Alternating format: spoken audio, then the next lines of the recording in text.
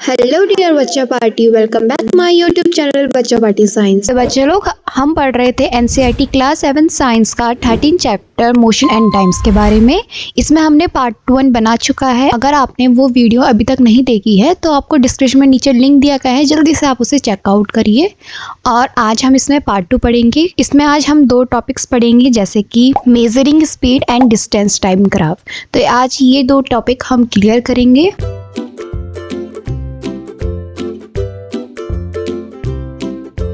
तो आते हैं हम अपने पहले वाले टॉपिक में, measuring speed. Having learned how to measure time and distance, you can calculate the speed of an object. Let us find the speed of a ball moving along the ground. क्या आपने measuring time और distance के बारे में पढ़ा है? ऊपर वाली टॉपिक्स में हमने टाइम, डिस्टेंस, ये सब चीज़ें पढ़ चुका था। हम इसको कैसे कैलकुलेट करेंगे, क्या इनकी यूनिट होगी, ये सब भी चीज़ हमने देखी होगी। ठीक है, तो आइए आज हम इसमें यही चीज़ पढ़ेंगे आगे की। बॉल जो मूव हो रही है ग्राउंड में, उसको हम कैसे काउंट करेंगे, उसको कैसे कैलकुलेट करेंगे, उसकी स्पीड को हम कैसे कैलकुलेट करेंगे। ओके, तो यहाँ पे एक्टिविटी 13.3 दी गई है।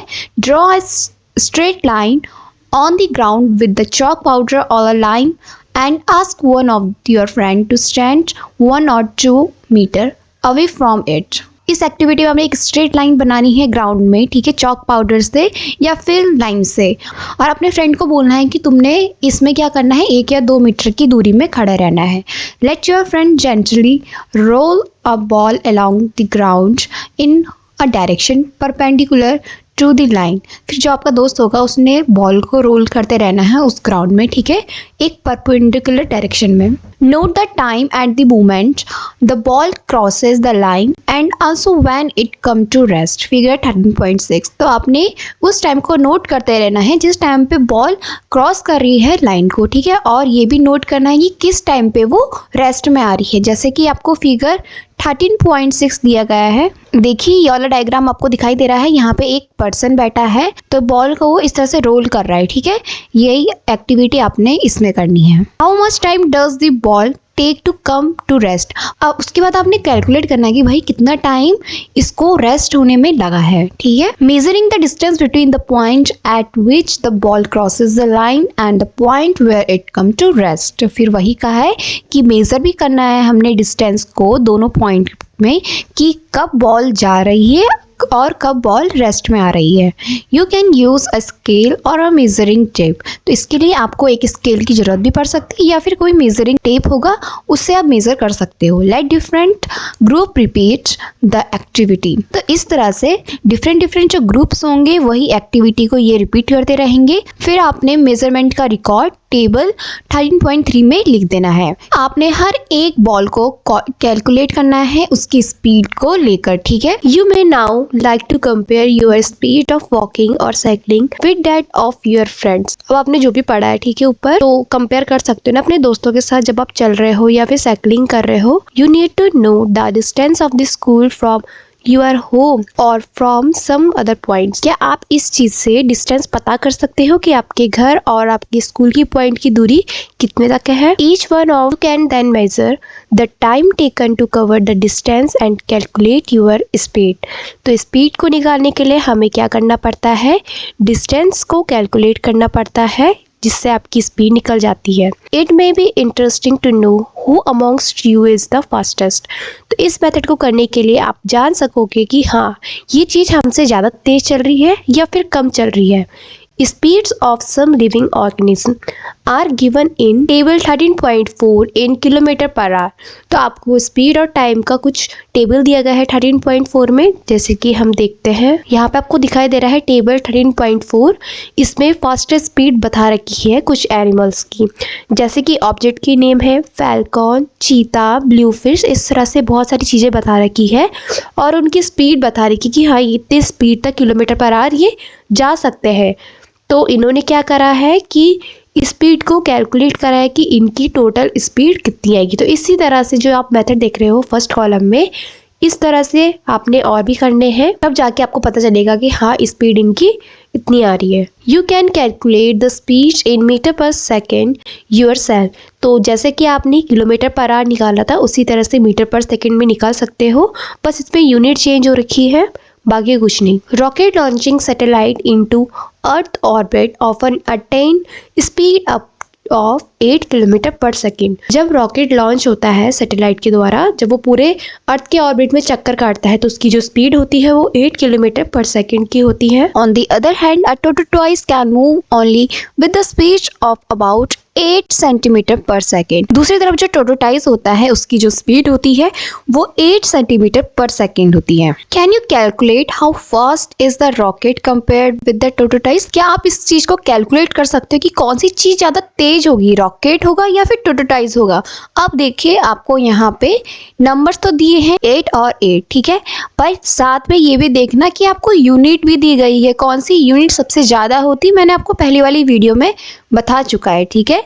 तो इस तरह से आपने ये चीज भी कैलकुलेट करना है डिस्टेंस के फॉर्मूले को लेकर। आपने इसको कैलकुलेट करना है स्पीड के फॉर्मूले से लेकर, जितने भी आपको फॉर्मूले कराए हैं आपने ये पूरा कैलकुलेट करना है, ठीक है।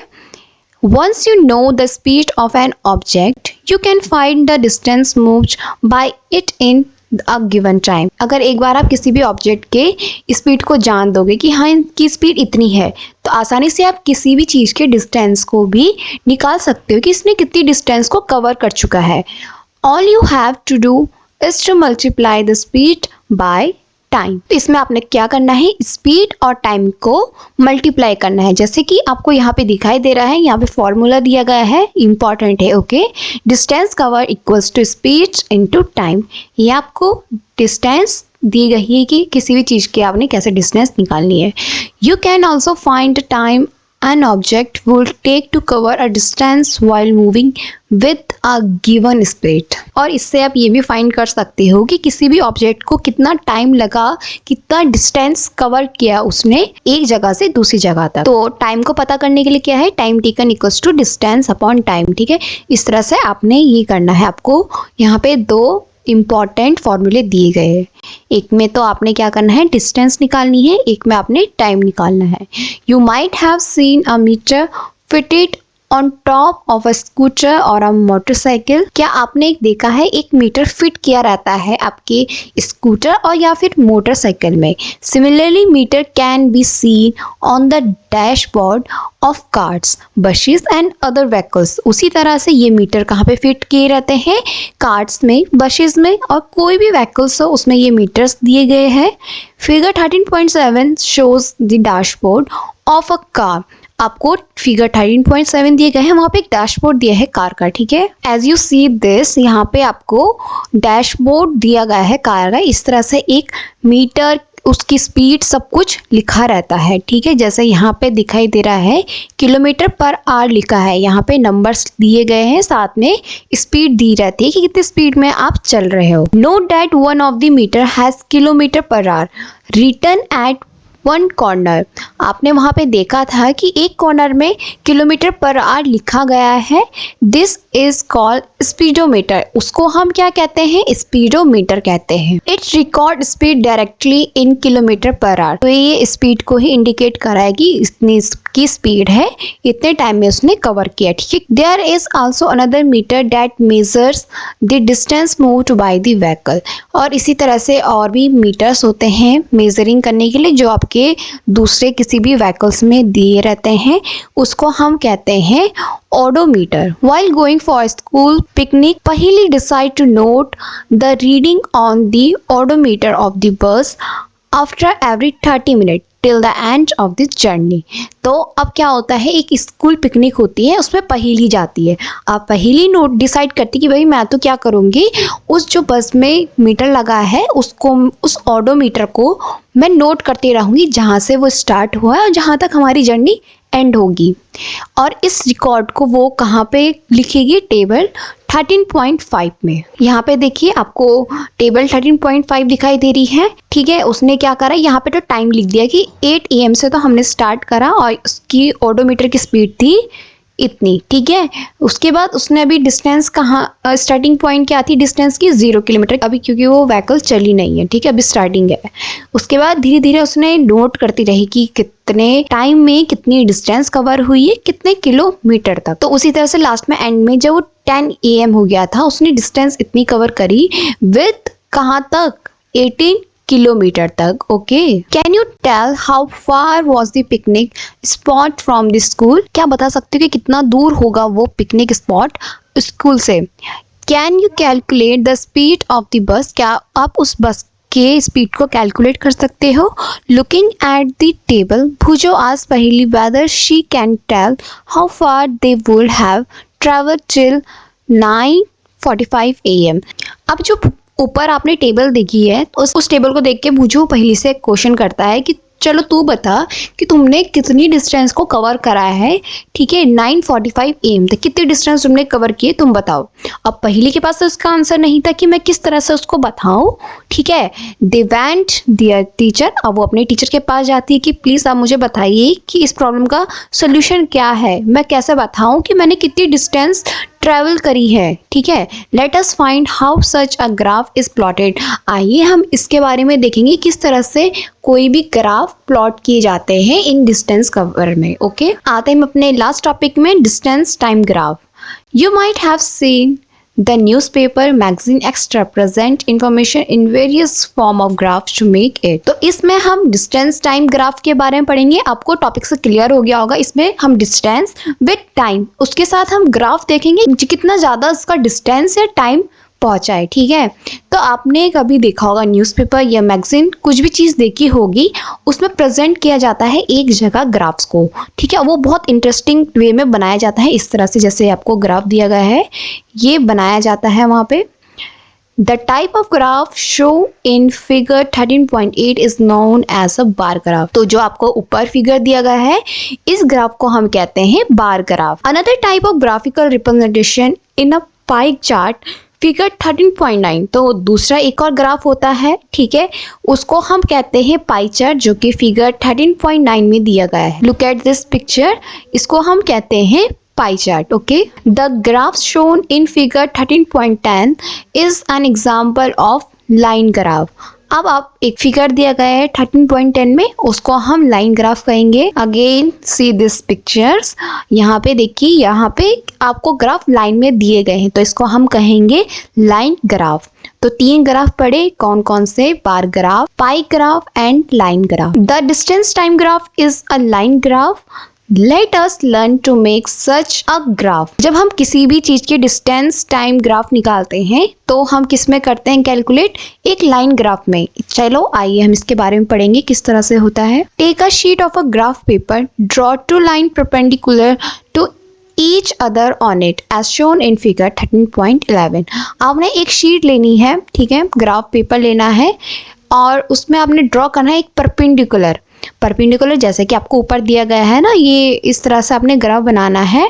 ठीक है, और जैसे कि आपको फिगर 13.11 में भी शो हो रखा है, इधर देखिए यहाँ पे ये ग्राफ पेपर है, उसमें आपने इस तरह से ड्रॉ करना है। Mark the horizontal line as x o x dash, उसमें आपने x o and x dash को मार्क करना है। It is known as the x axis. अब यहाँ पे देखिए, यहाँ पे आप देख रहे हैं एक्स एक्स है, ओ है और एक्स है, तो ये हमारी चीज क्या हो गई है? एक्स एक्सिस हो गई है। ठीक है, और जो y और o और y डैश है, ये हमारी y एक्सिस होती है। ओके, ग्राफ में 2 पॉइंट होते हैं, 2 एक्सिस होते हैं, x and y axis. The point of interesting of x o x dash and y o y dash is known as the origin o। अब आपको दिखाई दे रहा है कि जो हमारा x और x डैश है या फिर y डैश है, वो कहाँ पे पॉइंट हो रहे हैं? एक O में पॉइंट हो रहे हैं। जो सेंटर O है वो O क्या होता है? ओरिजिन होता है, जिसको हम इंडिकेट करते हैं O से। The two quantity between which the graph is drawn are shown along these 2 axis. तो पूरा जो ग्राफ ड्रॉ हुआ है इस तरह से, वो किस चीज में डिपेंड है? पूरा वो 2 एक्सिस में डिपेंड है। Okay, which show the positive value on the x axis along o x. जो आपने एक्स एक्सिस देखा है वहाँ पे पॉजिटिव वैल्यू रहती है, मतलब जैसे ओ से लेकर एक्स तक है, ठीक है, वहाँ पे पॉजिटिव वैल्यू रहती है। Similarly positive value of the y axis are show along o y. तो एक पॉजिटिव वैल्यू तो ओ एक्स में हो गई है और दूसरी जो पॉजिटिव वैल्यू हो गई वो होगी ओ से लेकर y तक। Okay, in this chapter we shall consider only the positive value of the quantities. क्या देखियो, जनरली क्या होता है कि जो ग्राफ होते हैं उसमें जैसे x और y एक्सिस हो गए, वैसे ही पॉजिटिव एंड नेगेटिव वैल्यूज भी होती हैं, पर लेकिन इसमें हम सिर्फ क्या पढ़ेंगे, पॉजिटिव वैल्यू पढ़ेंगे। अब जब हम कैलकुलेट करते हैं अपनी स्पीड को तो नेगेटिव में तो नहीं जाएंगे ना, पॉजिटिव ही जाते हैं, तो हम इसमें अभी पॉजिटिव वैल्यू ही पढ़ेंगे, उनकी क्वांटिटीज पढ़ेंगे। Therefore we shall use only the shaded part of the graph show in figure 13.11। तो इसी तरह से जो अभी शेडेड पार्ट दिखाई दे रहा है पिंक कलर का, यही हम चीज पढ़ेंगे अभी। Bujo and Paheli found out the distance traveled by a car and the time taken by it to cover that distance. Their data is shown in table 13.6। अब बूजो और पहेली के पास तो ये चीज आ गई है, उनके टीचर ने बता दिया कि तुम क्या करो, एक ग्राफ को ले लो, ठीक है, उसमें इस तरह से आपने ड्रॉ करना है और कोई भी वैल्यू आपको फाइंड करनी है। अब भूजो पहले को चीज मिल गई है, अब वो फाइंड कर सकते हैं अपनी डिस्टेंस को कि वो जब वो ट्रैवल करते हैं अपनी कार को। अब वो भूजो पहले के पास ग्राफ आ चुका है, अब वो क्या करेंगे, अपनी जो कार की डिस्टेंस है जब वो ट्रैवल करते हैं कहीं भी, तो वो उसकी डिस्टेंस निकालेंगे विद टाइम टेकन में, कि कितने टाइम में उसने कवर करा है, ठीक है। और पूरा रिकॉर्ड किस में लिखेंगे, वो टेबल्स 13.6 में। यहाँ पे देखो टाइम दिया गया है मिनट में और डिस्टेंस दी गई है किलोमीटर में। ओके, तो मिनट में अभी देखो स्टार्टिंग पॉइंट है, कभी भी हम जो चीज़ कैलकुलेट करते हैं वो अभी स्टार्टिंग से लेकर फाइनल पॉइंट तक होता है, तो अभी स्टार्टिंग क्या है 0 ठीक है। इस तरह से इन्होंने क्या करा है, टाइम के साथ किलोमीटर दिखाया। लास्ट में क्या दिया है, फाइनल पॉइंट 5 टाइम दिया गया है और डिस्टेंस भी 5 किलोमीटर है। ओके, इस तरह से ये एक चीज़ करनी है। You can make the graph by the following the step given below. तो आपको नीचे अब ग्राफ्स के कुछ पॉइंट दिए गए हैं कि किस तरह से आपने ग्राफ को फॉलो करना है। तो आपने एक परपेंडिकुलर ड्रॉ करना है लाइन को, ठीक है, दो एक्सिस में, जैसे कि आपको ओ एक्स और ओ वाई दिया गया है फिगर 13.11 में।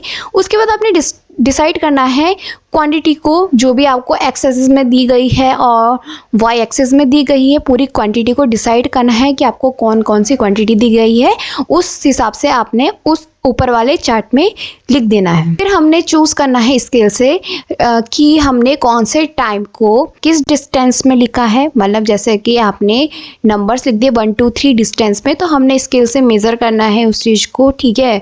और साथ में हम टाइम भी लिखेंगे, जैसे कि यहाँ पे दिया गया है time 1 minute equals to 1 centimetre, मतलब 1 मिनट में वो 1 सेंटीमीटर गया, और डिस्टेंस 1 किलोमीटर में 1 सेंटीमीटर गया है, ठीक है। Mark the value of for the time and the distance on the representative axis according for the scale you have chosen. जो आपके द्वारा चूज की गई है डिस्टेंस और टाइम, अपने उसको अपने अकॉर्डिंग से चूज करना है, ठीक है। ऐसा कोई ज़रूरी नहीं है कि आपने भाई बिल्कुल ही कैलकुलेट करना है, ये बस आपकी प्रैक्टिस है कि किस तरह से आपने निकालना है मैप में। Okay, for the motion of the car mark the time 1 minute 2 minute and so on.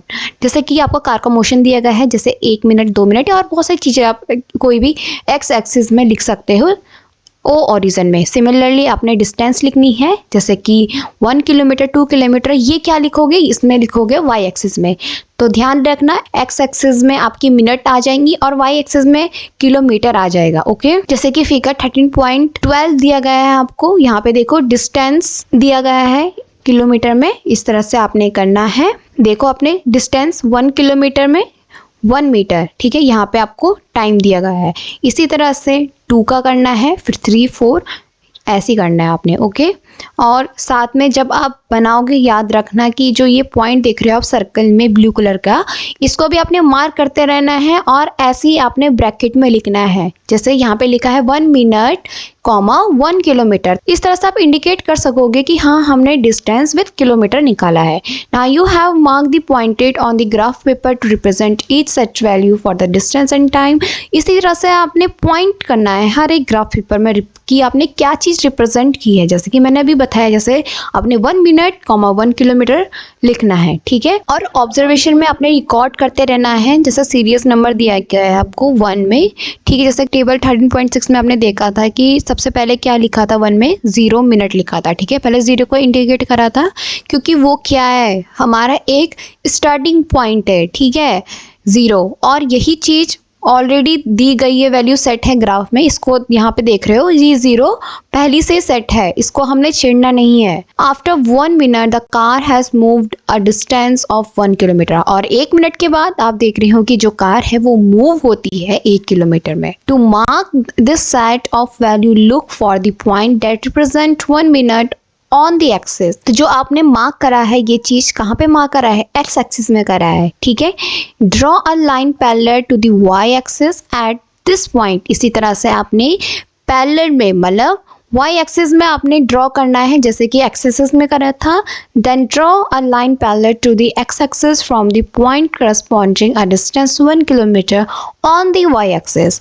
और जिस तरह से आपने एक्स एक्सिस में लिखा थे नंबर्स, उसी तरह से अपने वाई एक्सिस में लिखना है और 1 से ही स्टार्ट करना है, और 0 तो ऑलरेडी ग्राफ में लिखा रहता है तो उसको छेड़ने की जरूरत नहीं है। The point where this two line intersect represent this set of value on the graph figure 13.12। आपने देखा है फिगर 13.12 में, similarly mark the graph paper on the point corresponding to different set of values. इसी तरह से आप अपने graph paper में कोई भी नंबर्स को सेट कर सकते हो। Figure 13.12 show the set of points on the graph corresponding to position of the car at various time. जो फिगर 13.12 में आपको दिया गया है ग्राफ, उसमें आप क्या कर सकते हो कि अपने कार की वेरियस पोजीशन को सेट कर सकते हो कि हाँ इतने टाइम में इसने इतना डिस्टेंस कवर किया है। Join all the points on the graph as shown in figure 13.13। It is a straight line. This is the distance time graph for the motion of the car. उसके बाद जब आपने पूरे नंबर्स लिख दोगे, आपने एक लाइन ज्वाइन करनी है। वो लाइन कैसी होगी, एक स्ट्रेट लाइन होगी। जब आप पूरा ग्राफ बना दोगे तब आपने उस ग्राफ में एक स्ट्रेट लाइन को बनाना है, ठीक है। जैसे कि आपने फिगर 13.13 में देखा था ऊपर, ये क्या इंडिकेट करता है, ये डिस्टेंस टाइम ग्राफ को इंडिकेट करता है। इससे आपको क्या पता चलेगा कि कोई भी कार किस तरह से मोशन में आ रही है। If the distance time graph is a straight line it indicate that the object is moving with a constant speed. कोई भी चीज़ जैसे स्ट्रेट लाइन में जाती है तो उसको क्या कहेंगे, वो इंडिकेट करती है कांस्टेंट स्पीड को, ठीक है। कांस्टेंट स्पीड का मतलब होता है एक समान चलना, इसमें कोई भी अंतर नज़र नहीं आ रहा है। जैसे कि आप देख रहे हो ग्राफ में ऊपर की, वो ग्राफ डिक्रीज में नहीं आ रहा है, इधर उधर नहीं जा रहा है, वो सीधा सीधा एक स्ट्रेट लाइन में बना रहा है, तो उसको हम क्या कहेंगे, कांस्टेंट स्पीड कहेंगे। However if the speed of the object keep changing the graph can be any other shape. अभी तो हम सिर्फ प्रैक्टिस के लिए देख रहे थे कि हम किस तरह से ग्राफ बनाएंगे, किस तरह से हम कैलकुलेट करेंगे हमने डिस्टेंस और टाइम को, ओके। कभी कभी क्या होता है, तुम्हारी जो व्हीकल्स होगी वो भी तो कुछ ना कुछ स्पीड को चेंज करती रहेगी, ठीक है। अब वो हर एक स्पीड में तो चलेगी नहीं, अगर वो स्पीड चेंज करेगी उसके साथ क्या होगा, जो आपका ग्राफ है उसका शेप भी खुद ब खुद चेंज होता रहेगा। Generally, the choice of scale is not as simple as in the example given in figure 13.12 and 13.13। अब जनरली क्या होता है, जो आपने चॉइस करी है स्केल को, मतलब कुछ भी आपने इंडिकेट कर दिया है अपने फिगर 13.12 और 13.13 में, ये इतना इजी नहीं होता है। We may have to choice to different scale to represent the desired quantities on the x-axis and the y-axis. Let us try to understand this process with an example. इसमें हमने दो डिफरेंट स्केल को choose करा है, represent करा है, एक x axis में और वाई एक्सिस में। आइए इसके बारे में और जानेंगे कि क्या होता है। Let us again consider the motion of the bus that took पहेली and her friend to the picnic. आइए अब हम इसमें पढ़ेंगे कि जो बस की मोशन हुई थी, जिसमें पहेली बैठी थी और उसके फ्रेंड्स बैठी थी, पिकनिक के लिए गए थे। अब उसके हम डिस्टेंस देखेंगे। The distance covered and the time taken by the bus are shown in table 13.5। अब जो डिस्टेंस कवर्ड हुई थी उसमें विद टाइम के साथ, ठीक है, वो टेबल 13.5 में दी गई है। The total distance covered by the bus is 80 kilometre. कितना टोटल डिस्टेंस कवर हुआ है, 80 kilometre. If we decide to choose a scale 1 kilometre equals to 1 centimetre, we shall have to draw an axis of length 80 centimetre. जिस तरह से हमने खुद से choose करा था एक स्केल, जैसे कि 1 किलोमीटर इक्वल्स टू 1 सेंटीमीटर, उसी तरह से आप दूसरा ग्राफ बनाओगे, उसमें क्या होगी, पूरी लेंथ होगी 80 सेंटीमीटर तक, ठीक है। This is not possible on a sheet of paper. अब आप सोचोगे कि अरे आप ये क्या कह रहे हो कि 80 सेंटीमीटर तक कैसे हम करेंगे इस चीज़ को, इतना तो ग्राफ भी नहीं होगा हमारा। ऑब्वियसली ये चीज़ पॉसिबल नहीं है। तो दूसरी तरफ आपको दिया गया है कि जो स्केल है 10 किलोमीटर का वो 1 सेंटीमीटर में रिक्वायर्ड होता है किसी भी चीज़ में, ठीक है। तो आपने 8 सेंटीमीटर तक यहाँ पे इंडिकेट करना है। This scale is quite convenient, ये थोड़ा ठीक होगा आपके लिए करना। हाउएवर द ग्राफ में cover only a small part of the graph paper, हालांकि जो आप ग्राफ बनाओगे वो एक स्मॉल पार्ट में ही कवर होगा पूरा वर्क, ठीक है। इसमें ऐसा नहीं है कि आपको बहुत बड़ा ग्राफ लेना पड़ेगा, ओनली आपने 8 सेंटीमीटर तक अपने इंडिकेट करना है, ठीक है। Some of the point to be kept in mind while choosing the most suitable scale for drawn a graph। अब आपने ना अपने दिमाग में कुछ अच्छे पॉइंट्स को, अच्छे नंबर्स को सेट कर देना है कि हाँ इतने डिस्टेंस में इतना टाइम टेकन कवर होगा। जैसे कि आपको आगे दिया गया है, the difference between the highest and the lowest value of each quantity. आपने ध्यान से करना है इस चीज़ को कि सबसे हाईएस्ट और लोएस्ट क्वांटिटी किसकी होगी, ठीक है। ऐसे नहीं कि आप इसमें कुछ भी डाल दो, आपने ये चूज करना है कि जो आपके ग्राफ में आपके बस की डिस्टेंस में सुटेबल हो। The intermediate value of each quantity so that with the scale chosen it is convenient to mark the value of the graph. और जो भी आप नंबर लोगे, क्वांटिटी लोगे, उसको आपने मार्क करते रहना है, ठीक है। To utilise the maximum part of the paper on which the graph is to be drawn. और जितना भी मैक्सिमम पार्ट यूटिलाइज हुआ है आपके ग्राफ का उसमें आपने ड्रॉन करना है, ठीक है। Suppose that you are given a graph paper of size 25 centimetre into 25 centimetre. Suppose करो कि जो आपको ग्राफ दिया गया है उसका साइज है 25 centimetre to 25 centimetre. One of the scale which meet the above conditions and can accommodate the data of table 13.5 could be। ऊपर आपको टेबल 13.5 दी गई है, तो वो आपने उसमें क्या करना है, अपने स्केल को बनाते रहना है। जैसे यहाँ पे दिया गया है डिस्टेंस है आपका 5 किलोमीटर, तो आपने 1 सेंटीमीटर में बनाना है। टाइम है 6 मिनट, वो भी आपका 1 सेंटीमीटर में आएगा। Can you now draw the distance time graph for the motion of the buses. क्या अब आप अपने डिस्टेंस टाइम ग्राफ को बना सकते हो। Is the graph drawn by you similar to that show in figure 13.13। क्या आप उसी तरह से अपने ग्राफ को बना सकते हो जिस तरह से फिगर 13.13 में दिया गया है।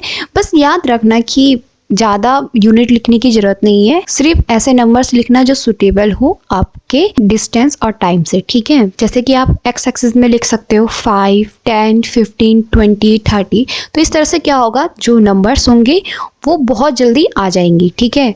उसी तरह से आपने वाई एक्सिस में ऐसी चीज़ें लिखनी है।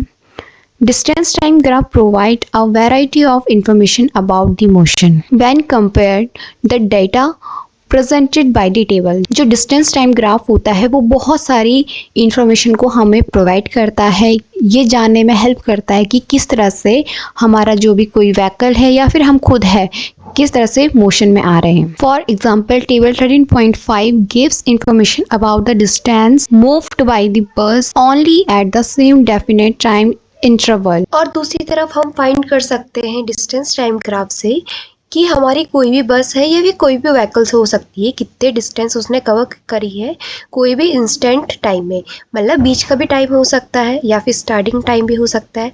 कि जैसे कि हमने बताया है कि तुम बताओ कि तुम्हारी बस ट्रैवल 8:15 में कब हुई थी। अगर उसने 8:15 का टाइम दिया है तो हम उसको निकाल सकते हैं डिस्टेंस टाइम ग्राफ से। We mark the point corresponding of the time 8:15 AM on the x axis. तो इस तरह से जो 8:15 का टाइम दिया गया है हम उसको मार्क करेंगे एक्स एक्सिस में, जैसे कि फिगर 13.14 में दिया गया है। और आपने सपोज करना है कोई भी पॉइंट ए को, मतलब जैसे कि एक्स एक्सिस में आपने कोई भी परपेंडिकुलर ड्रॉ करा है लाइन को, ठीक है। वो आपका क्या होगा, ए पॉइंट होगा, ठीक है। मतलब जो कि पैरेलल होगा वाई एक्सिस के, ठीक है। आपको ऊपर फिगर दिया गया है उसमें भी दिखाऊंगी। और जिस पॉइंट में वो इंटरसेक्ट कर रहे हैं दोनों चीज़ें, वो आपने टी को इंडिकेट करना है, जैसे कि फिगर 13.4 में दिया गया है। यहाँ पे आप देख रहे हो, देखो यहाँ पे ए पॉइंट इंडिकेट किया गया है, ठीक है। यहाँ पे बी पॉइंट दिया गया है और जब जहाँ पे इंटरसेक्ट किया गया है वहाँ पे 50 पॉइंट दिया गया है। दूसरी तरफ अपने लाइन को ड्रॉ करना है जो कि पैरेलल होगा एक्स एक्सिस के, मतलब आपने तो पहले एक्स एक्सिस में इंडिकेट कर दिया ए को, अब आपने क्या करना है बी को इंडिकेट करना है वाई एक्सिस में, ठीक है।